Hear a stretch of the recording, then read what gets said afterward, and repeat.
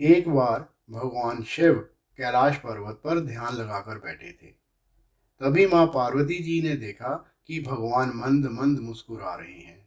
माँ पार्वती के मन में प्रश्न उठा, आज महादेव ध्यान में क्यों मुस्कुरा रहे हैं। उन्होंने भोले बाबा की समाधि समाप्त होने पर पूछा, स्वामी, मैंने आपको पहली बार समाधि में मुस्कुराते हुए देखा है, इसका क्या कारण है। भगवान शिव ने उन्हें बताया कि उनके एक भगत और उनकी पत्नी की बातें सुनकर वे मुस्कुरा रहे थे। पूरी बात बताते हुए महादेव ने बताया कि मृत्यु लोक में मेरा एक अनन्य भगत, जो कि एक मंदिर का पुजारी है, और वो मेरी दिन रात सेवा में लगा रहता है। वो इस मंदिर के पीछे छोटी सी कुटिया में अपनी पत्नी के साथ रहता है। उसकी पत्नी चाहती है कि उसके पास अपना घर हो, धन दौलत हो, जिससे वह सुख से अपना जीवन निर्वाह कर सके। परंतु पुजारी केवल मंदिर में आने वाली दान दक्षिणा से बड़ी मुश्किल से घर का खर्च चला पाता है। वो दिन रात मेरे से अपनी पत्नी का सपना पूरा करने का अनुग्रह करता है।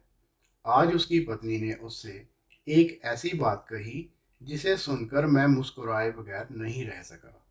पार्वती जी ने पूछा, ऐसा क्या कहा जो आपका ध्यान भंग हो गया। भगवान शिव ने बताया, उसकी पत्नी ने आज उसे ताना मारते हुए कहा, जिस भोले शंकर की तुम दिन रात सेवा करते हो और उनसे मेरे लिए घर मांगते हो, उनके पास तो खुद अपना घर नहीं है। वो तो खुद कैलाश पर्वत पे रहते हैं, तुम्हें कहाँ से घर देंगे। बस यही सुनकर मैं मुस्कुरा रहा था।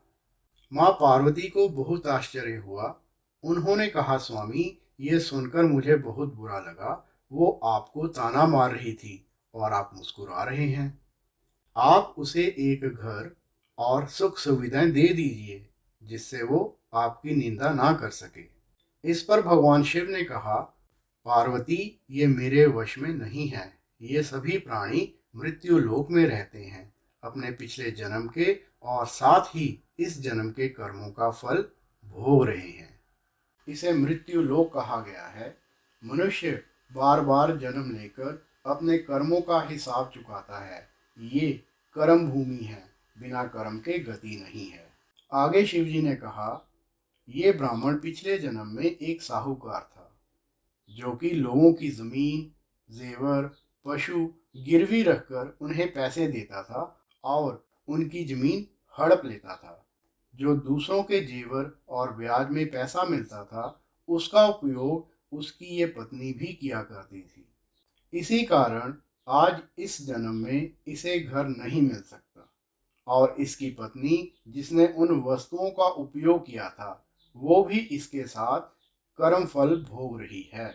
इस जन्म में ये मेरी सेवा कर रहा है, जिससे इसके कर्मों के फल में जो कष्ट मिलने थे, वे मेरी भक्ति के कारण इसे नहीं मिल रहे हैं।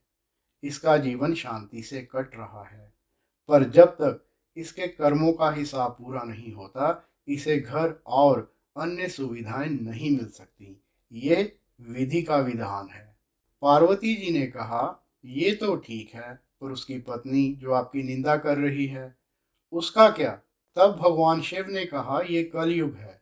मनुष्य भगवान की भक्ति करने के स्थान पर उनकी निंदा करने लगेंगे। ये सृष्टि के आरंभ में ही लिखा जा चुका है।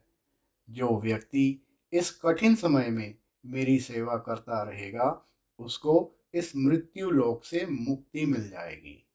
धन्यवाद। कृपया करके आप कमेंट में लिखें, ओम नमो शिवाय, जय भोले शंकर। धन्यवाद।